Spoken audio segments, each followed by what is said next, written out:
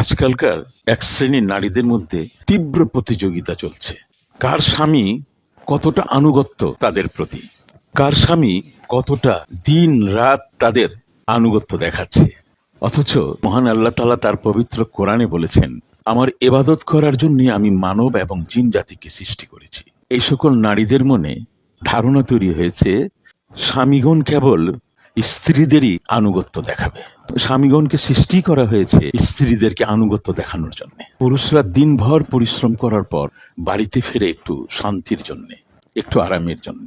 অথচ এমন অনেক পরিবার আছে যে পরিবারে সে স্বামীর জন্য অপেক্ষা করছে এক ভয়ঙ্কর পরিশ্রম, এক বিভীষিকাময় পরিশ্রম, এক আতঙ্কময় পরিশ্রম।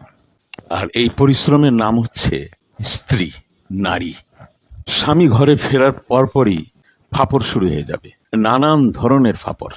সন্তানের বিচার, ননদের বিচার, শাশুড়ির বিচার, শ্বশুরের বিচার। স্বামীকে তারা শান্তি পেতে দেবে না।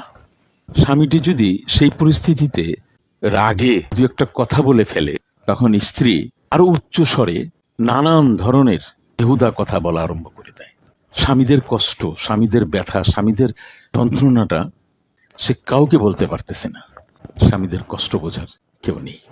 এমনও অনেক পরিবার আছে যেখানে স্বামীরা একেবারে অসহায়,